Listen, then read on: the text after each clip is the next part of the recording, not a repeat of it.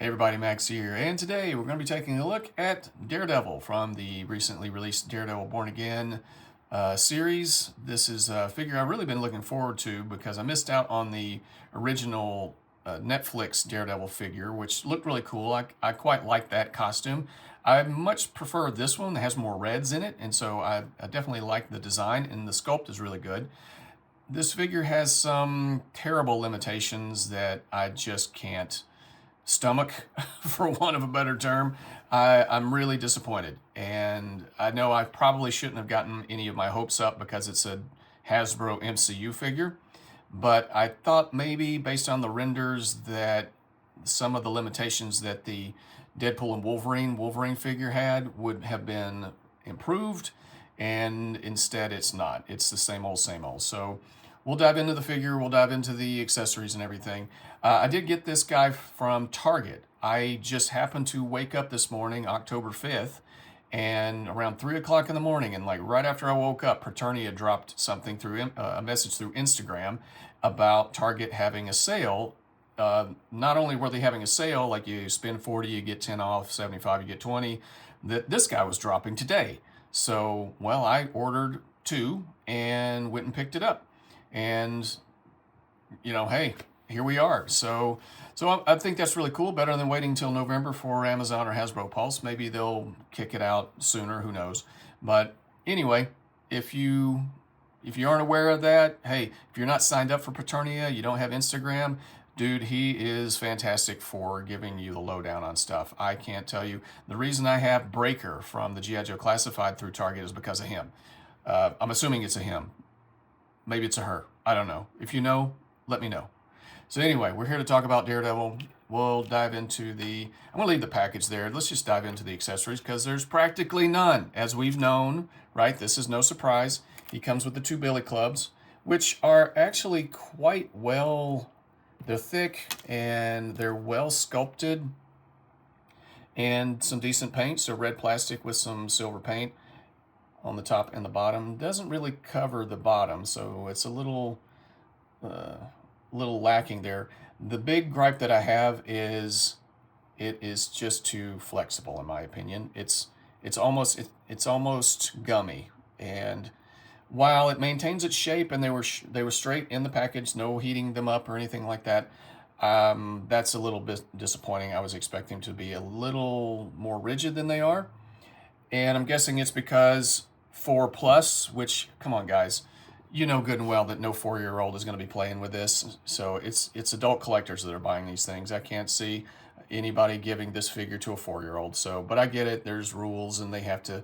That's their excuse. So maybe it makes it, if a kid were to actually swallow this, it would, I don't know, be less of a choking hazard. So you get two of them. Like I said, decent sculpt, but just very, very flexible gummy plastic, and that sucks. Then you have this black cable that comes in a predetermined shape. It is not flexible. You can move it a little bit, but it's not bendy, and it pegs into the billy clubs. And frankly, it just doesn't look good. I don't like the shape of it or anything like that.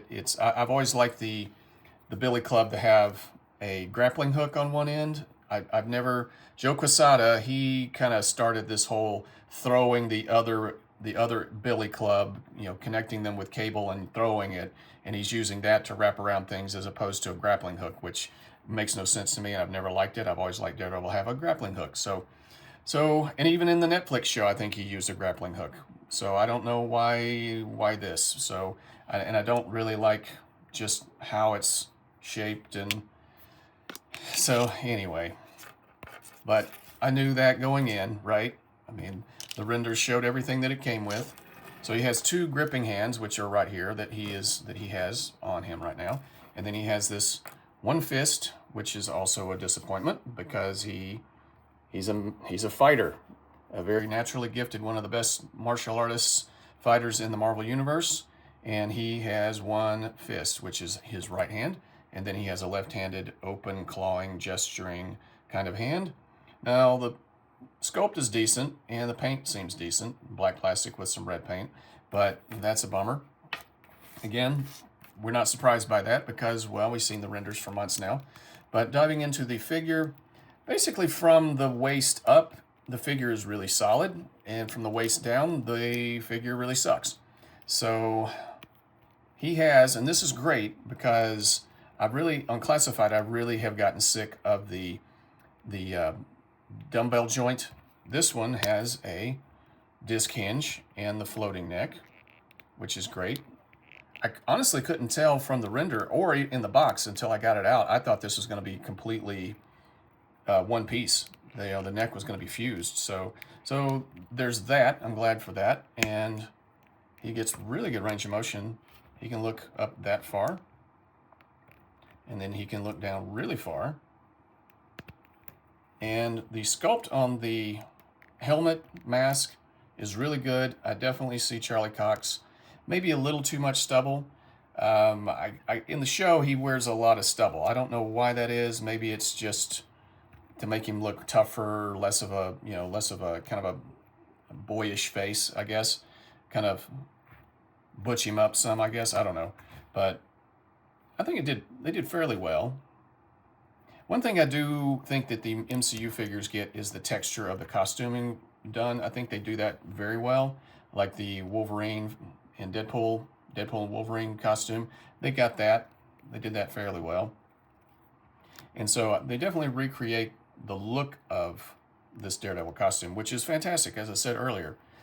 But he gets really good. Well, he's got like a Y pose, so that's great. And he goes all the way around. And they're implementing this kind of faux butterfly joint like McFarlane.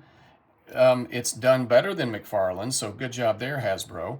But, it's better than nothing, I suppose. But I'd much rather the MCU figures come with the standard articulation that the Marvel Legends come with, right? But I guess it's just they have to skimp somewhere because of licensing, a person's likeness, all that kind of stuff. So anyway, it is what it is, I suppose. And I guess I'm probably in a bad mood today. so bear with me. That might be coloring some of my review. But so he has the Y pose, bicep swivel, pinless elbows and knees. Really good range of motion in the elbows, I have to say. And there are, I think his wrist, there's a vertical hinge on both wrists. And I do think he holds the billy clubs very well in these hands, so that's great. And like I said, there's some really good texture and sculpt work. The seams and the paint turned out very well. Kind of a grayish black on the top. And, just kind of the highlights, the black grayish highlights right there. And, you get a little bit, there's not much crossbody with this guy. But, I'm okay with, not having a butterfly joint, providing the joint looks flush. It doesn't, there's no gaps or anything like that. I'm not, some characters I think it can benefit, like anybody that holds a gun, but like say Punisher, but, to a certain degree, I'm okay without it. So that's not that big of a deal to me. But let's see, he's got a diaphragm cut, and it's a little on the stiff side, and he only goes forward that far, and he goes back that far. But you can see the gap right here in the waist, or not the waist, but the diaphragm. So there's that. But I can foresee somebody coming in and milling out some material right in there to get a little more range of motion. The side to side is really good, actually. It doesn't wobble, it's tight, and so that's great. And I do wish that more classified, so I'm big into classified, G.I. Joe, and sometimes their diaphragm joints are just a little bit wobbly or at the waist. So, and he does have a waist swivel, one of the old school ones, so there's not a ball peg here. So it does, you can tell it kind of breaks up the sculpt. And that doesn't really bother me a whole lot. I know it probably bothers some, but it's flush, and and that's important to me. So there's not, like I said, it doesn't wobble. There's no gap.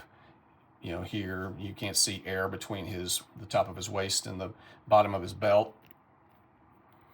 But here comes the problem, the thing that really gripes me the most, and that's the legs. And so Daredevil is a very acrobatic character. And when I saw the renders and when he was revealed, the way his hips kind of flare out here, I thought surely he's going to have better range of motion than this. I was hoping for drop down hips. We don't get drop down hips. He's a very acrobatic character, and this is as good of a splits as he gets, and that's just unacceptable in my eyes. So as a Daredevil purist here, come on guys, we deserve better. So maybe somebody would argue, well, you know, he's not doing all the kind of stuff that he would do in the comic book and everything, but don't give me that. He's very acrobatic in the show, and so I would like to be able to recreate some of those poses. And I don't think I'm going to be able to. He also, without drop down hips, he can't even kick 90 degrees. So that's, even in like a sitting pose, even if he's sitting in a chair, it's not going to look right. So while this is a $25 figure and not a $100 figure, like my Mafex figure right here, okay, maybe that spoiled me a little bit. I think they could have done better. It's definitely needs to be better. And some might say, well, you know, it's a $25 figure. What do you expect? It's like, well, better than that. And I'm probably going to have to go in and I will attempt to widen the hip joint so I can get some better range of motion, probably take the legs off and mill out some of the material so that the top of the hip joint, top of the leg, gives me a little more range of motion. So I'm going to have to do this myself and try not to destroy this thing, but it's my figure and I'll do what I want. It has a thigh cut, which is great. I love that. And on both legs, but for some reason, and I'm seeing this again more and more on Marvel Legends, there seems to be this tendency on the right leg to have, you can probably see there's a little bit of air, right, when you move it, and you don't see that on the left leg. You know, there's just not as much wiggle. The joint is more flush, the cut is more flush on the left leg than on the right for some reason. Now, it's not loose to the point where it's like gonna pop off or anything. It feels secure, but there's just a little more gap there for some reason. And I saw this on the first She-Hulk figure and it drove me up a wall. The actual joints, the actual plug is different from leg to leg. And so I don't know what the deal is with that, why they would design it that way, other than to not confuse people in China, the differences between the right hip and the left hip. I mean, come on, people. So knees are pinless and very good range of motion, I have to say. Very good range of motion. And they are pretty fluid. Yeah, I'm not fighting them. I'm not fighting the knees or anything like that.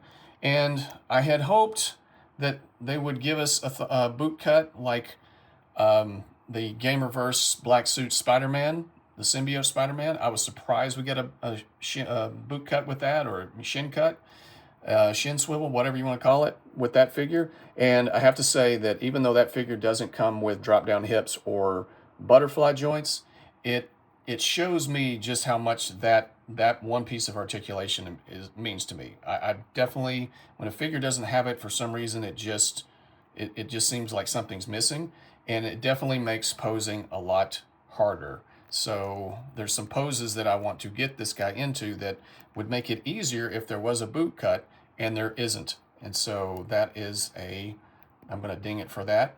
And toe articulation, foot articulation, he goes down that far, really good. But he does not go up. This is as far up as he goes, because in keeping with the look of the suit, this piece here, it won't come up over it just won't come any higher. So I might have to cut away some material there to get a little more range of motion. So I hope I can do a decent enough job so that it doesn't look, terrible and janky, but we will see what we can see. So I'm almost thinking I'm going to return this thing, but maybe not.